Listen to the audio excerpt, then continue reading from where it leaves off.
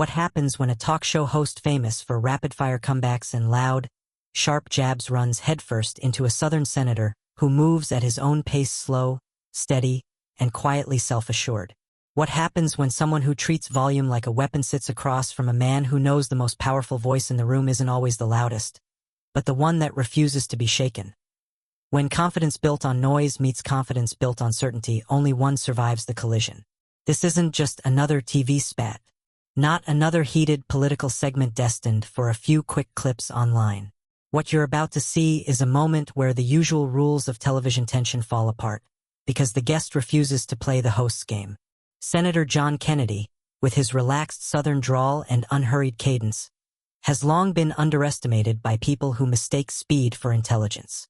They hear his folksy tone and assume he's simple, right up until the moment he slices straight through their argument with precision sharper than anything they prepared. His quiet demeanor isn't softness, it's strategy. And on this day, it becomes the very thing that flips the interview upside down. Some guests try to keep up with the host. Kennedy makes the host keep up with him, and that's where everything changes. The producers of The View brought Senator Kennedy on expecting what they usually get from political guests: discomfort, defensiveness, or an emotional explosion that could be turned into a viral clip.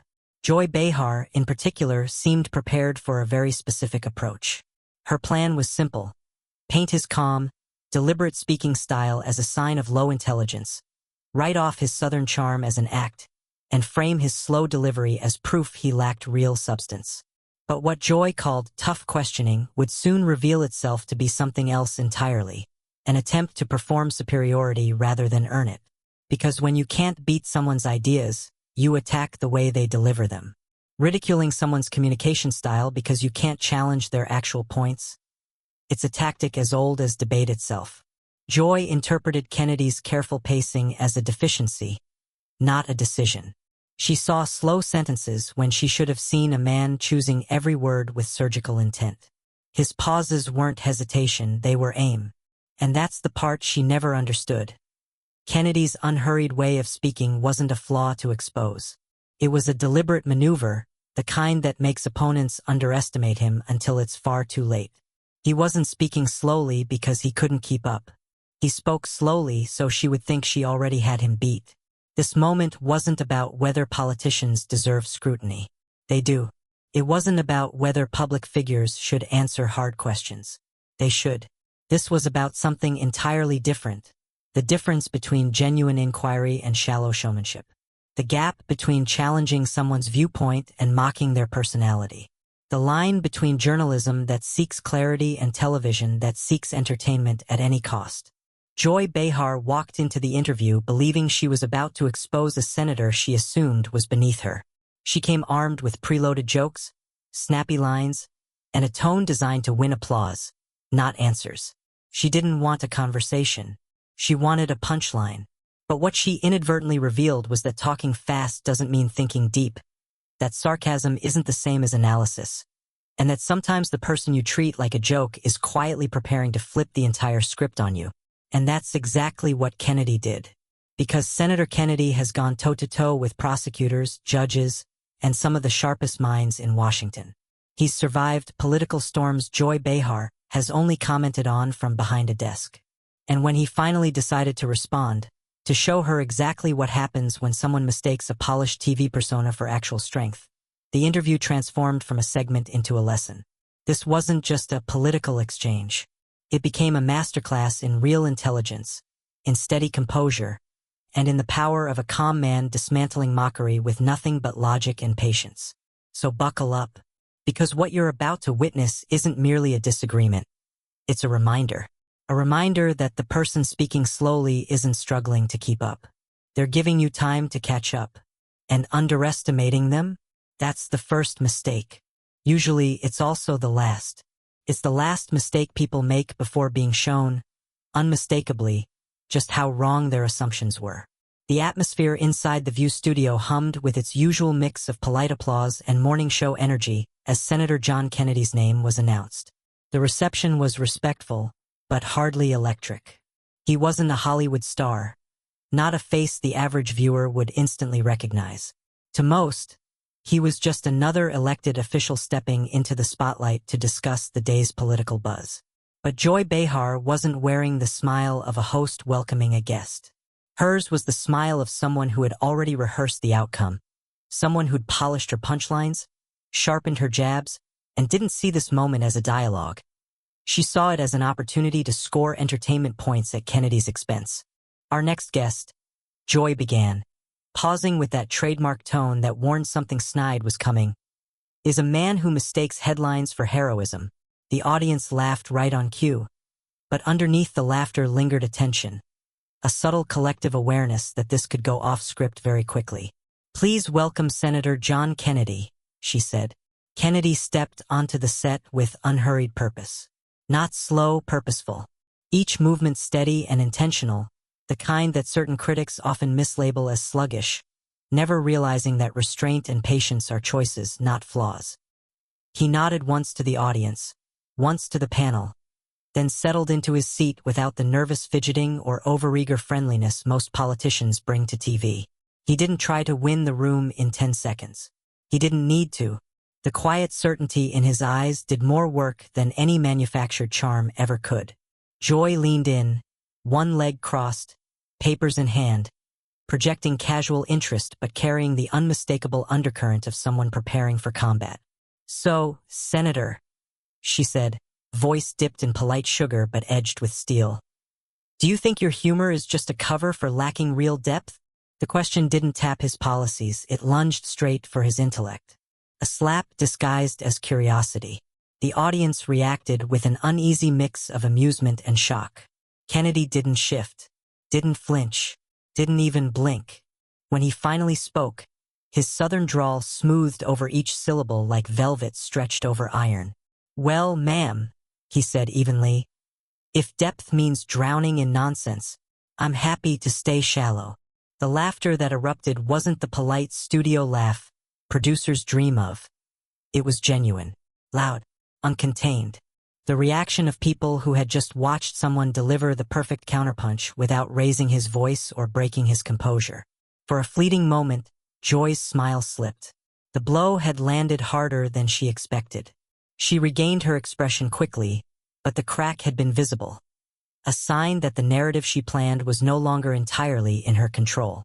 Joy tried to reset, flipping through her notes, but Kennedy's silence filled the studio in a way that made people sit a little straighter. There was something unsettling about a man who refused to be thrown off, whose calm felt less like passivity and more like a warning. "You certainly have an answer for everything," Joy said finally, forcing a tight smile. "I suppose that works better when no one's fact-checking you." It was meant to provoke, to push him into discomfort or anger. Kennedy remained perfectly at ease. "Oh, I expect they will," he replied, tone still smooth as ever. "The key is saying something true enough to pass." The audience responded instantly. Some clapping, some leaning in closer, all sensing that the balance of power in this conversation had shifted. He wasn't defensive. He wasn't combative. He was simply certain. Joy shot the camera an overstated grin, concealing the irritation simmering beneath her expression. "Well," she said, voice artificially bright, "this is going to be fun." Kennedy's answer was quiet but razor-sharp. "That depends, ma'am. Is the fun for the truth or for the ratings?" This time the laughter broke free entirely. The audience understood exactly what he'd just done. He hadn't dodged her tactic, he'd called it out in a single sentence. And with that, the first true spark ignited. Everyone in the room could feel the shift. Joy Behar no longer had the advantage. Joy leaned forward again, her patience noticeably eroding. The veneer of charm thinned, revealing something sharper beneath. "You mock colleagues, you turn pain into punchlines," she said, voice clipped. "Is that leadership? Or just laziness dressed up as charm?" The studio fell perfectly still. Even small background noises seemed louder. Joy had escalated from sarcasm to accusation, attacking not his jokes, but his character. Kennedy met her gaze with calm so steady it bordered on unnerving. "No irritation, no defensiveness." Just the poise of someone who knew the strike was coming and had already decided exactly how he would respond. He inhaled slowly, leaned toward the microphone, and delivered his words with devastating softness.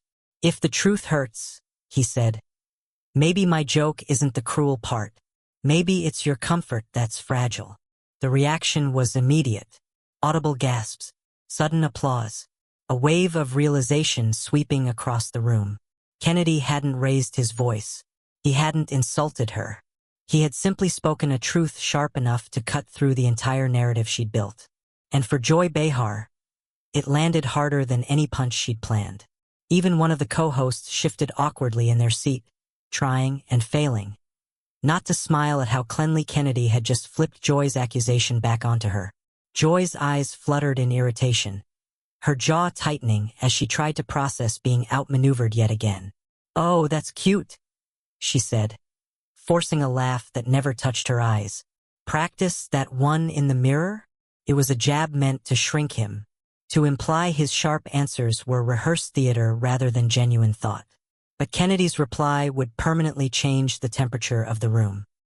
He tilted his head with a faint, knowing smile. Not smug, not cocky, just a man who understood exactly what was happening. "No, ma'am," he said softly. "You invited me to a circus. Sorry if I brought a mirror instead." The studio detonated.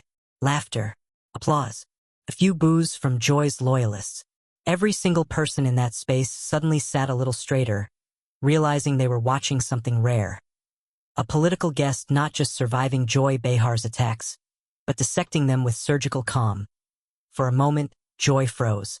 The kind of freeze you can't plan for, can't mask, can't talk your way out of. The camera caught every micro-expression, the frustration, the surprise, the flicker of disbelief as she realized Kennedy had taken control of a room she was used to dominating. 3 seconds of silence stretched into what felt like forever. The entire studio held its breath, waiting for her next move. Kennedy didn't smirk, didn't pile on, didn't flash victory. He simply sat back, hands folded, posture relaxed, radiating the kind of confidence that doesn't need theatrics. Somewhere in the control room, producers were probably panicking. On the studio floor, one truth was clear. The balance of power just flipped. Her tone sharpened like a blade, each word soaked in irritation as she abandoned subtlety and lunged straight into pure hostility. "You drag out your sentences because you think it makes you sound wise," she snapped, her hands slicing through the air in frustration. "It doesn't. It just makes you sound old." A ripple moved through the crowd murmurs, awkward laughter, uneasy glances. It wasn't just a political jab anymore. She'd stepped into something far more personal, and everyone felt it. But just when it seemed like she'd seized control, the room shifted. Kennedy didn't flinch. He didn't blink. For several long seconds, he simply studied her. Calm, steady, unshaken. It was the kind of silence that made the audience lean in without realizing it, waiting for something to break. Finally, he leaned into the microphone. His voice dropped into that slow southern cadence, every word soft but heavy enough to shake the walls. "Where I come from, ma'am," he said, each syllable landing like a velvet-wrapped hammer. "We talk slow so lies don't slip out. Might be worth trying sometime." The audience burst into cheers, whistles cutting through the studio air while Joy froze in place. What she meant as an insult had just rebounded with twice the force, and everyone heard it. Her smile tightened, but her eyes betrayed the panic rising underneath. The cameras caught everything. Sarah jumped in, trying to salvage the moment. "Okay, let's keep things respectful here," she murmured, but her voice wavered like she already knew she'd lost control of the segment. "I didn't come here to sound smart," he said, turning away from Joy and speaking straight into the main camera, as if addressing viewers in their living rooms instead of the host across from him. "I came here to sound real. But I guess honesty offends people who are addicted to pretending." The applause came back even stronger, longer, louder. It sounded like the entire studio had just witnessed a reversal they never expected. Joy's confident exterior began to splinter. Under the heat of the lights, she looked less like the interviewer and more like the one being questioned. Every attempt to diminish Kennedy had blown up in her face. Every smirk now felt like a mistake. She straightened herself, gathering the last scraps of her fire. "You think being blunt makes you brave?" she said, forcing out a laugh that fell flat in the charged silence. "It just makes you reckless." Kennedy didn't rush. He slowly adjusted his seat, sitting taller, his gaze drifting past Joy entirely and locking onto the main camera. "Reckless?" he repeated, letting the words settle in the room like dust. "Reckless is pretending you're brave while hiding behind a cue card." He paused. "I speak without one." Cheers. Whistles. Someone even shouted, "That's the line." Even Whoopi, usually inscrutable, lifted her brows with a half-concealed grin. The moment was sealed. The crowd knew it. The hosts knew it. And Joy, most of all, she knew it. Joy Behar, known for her rapid-fire quips and unshakable command, was suddenly playing catch-up with someone she had assumed would be an easy target.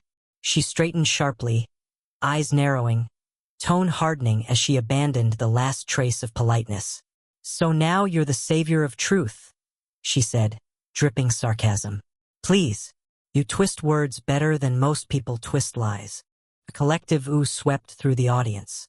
Everyone sensed the swing she was taking, and everyone was watching to see whether Kennedy would dodge or counter. Kennedy didn't flinch, didn't blink, didn't show even a tremor of annoyance. He simply met her eyes with the calmness of someone who had been waiting for that exact line. "Funny," he said, voice cool and steady. "I thought twisting words was the network's job." The room erupted. Gasps, laughter, shock. Even Whoopi lifted her eyes from her note cards, eyebrows raised like she wasn't sure whether to intervene or sit back and enjoy the spectacle. Joy blinked rapidly, completely caught off guard by the audacity of someone calling out the network on its own turf. She forced a thin laugh, desperately trying to regain her footing. She leaned in, lowering her voice but sharpening it into a blade. "This isn't your Senate hearing, Senator," she snapped. "You can't filibuster your way out of facts." Kennedy leaned in too, not in aggression, but with the quiet solidity of a man who refused to be moved. "No need to," he said calmly. "Facts tend to stand on their own, while opinions like yours fall over in applause." The reaction was instant and explosive. Some people clapped. Others gasped. A few simply froze, unsure whether they were watching a political discussion or witnessing a live televised demolition. Joy's smirk vanished completely. She opened her mouth as if to fire back. She clearly had something prepared, but the words stalled somewhere between anger and disbelief. She looked like someone who suddenly realized her notes, her strategy, her entire plan were useless now. Kennedy didn't press his advantage. He didn't gloat. He simply leaned back again, hands calmly folded, letting the silence sharpen his point even more than his words had. And the audience felt it. This wasn't a politician dodging tough questions anymore. This was a master tactician dismantling his interrogator one steady sentence at a time, with precision so sharp it was almost surgical. Her smile was gone. Her composure cracked. What began as playful jabs with a political guest had turned into an actual confrontation, and she was unmistakably, visibly losing. Even through the chaos, Joy blinked hard, stunned into stillness for a moment before forcing herself to rally once more. "You're just pretending to be honest?"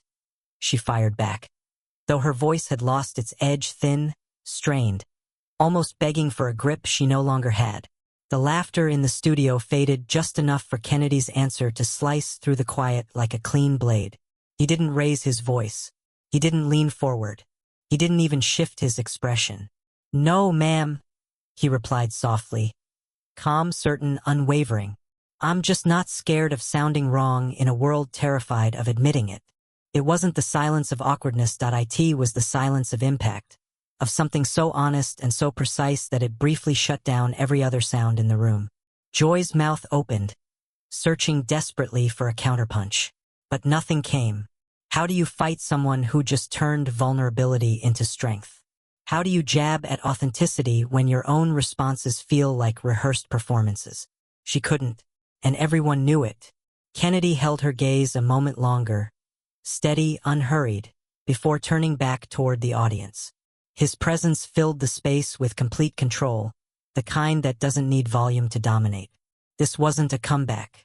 This was checkmate. Joy remained frozen in her seat, her posture stiff, her expression locked in a smile that looked more like pain than professionalism. The audience didn't need cues or applause signs. This reaction was entirely their own. Her famously unshakable TV grin faltered at the edges. It looked fragile now, thin and breakable, a mask stretched too far. The cue cards in her hands trembled, the paper bending under the pressure of her tightening fingers. She inhaled sharply and tried to speak. Her lips formed the start of a sentence, but no sound followed. It wasn't that she lacked words. It was that none of them would survive the moment. Anything she said now would sound smaller, weaker, irrelevant next to what had just unfolded. Kennedy didn't rush to fill the space. He didn't have to. The silence itself had become his ally, echoing his point louder than any additional argument ever could. Finally, he leaned slightly forward, his voice returning to that controlled, measured drawl that had dismantled every one of Joy's jabs without even trying. "You called me a joke," he said, each word carefully paced, each syllable weighted. "But a joke stops being funny the moment it tells the truth." Gasps, then cheers, then a rising wave of noise that swept across the studio and lifted people to their feet. Clapping thundered through the room. Someone in the back yelled, "Run it again!" Laughter and applause collided in a chaos so real the cameras struggled to capture it cleanly. Joy blinked rapidly, smile still plastered in place, but her eyes betraying everything. Cornered, rattled, exposed in a way she had never been on air. Kennedy waited, letting the noise crest and fall naturally. He didn't ride the applause. He didn't milk the moment. When the room finally settled, he turned back toward her. Steady, composed, and almost gentle. Kennedy didn't raise his voice. He didn't lean forward. But the devastation in his tone was unmistakable. "In this room, Miss Behar," he said, quiet, steady, unshakably clear, "I didn't out-talk you. You just ran out of things to believe." The studio froze. Not a single person moved. The sound technician literally stopped mid-breath.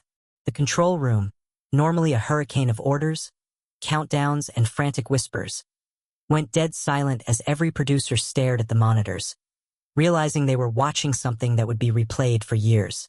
The camera tightened on Joy's face, and for the first time all afternoon, her smile didn't just falter. It vanished completely. Her jaw clenched. Her eyes glimmered under the harsh lights. Not tears. Not quite, but dangerously close.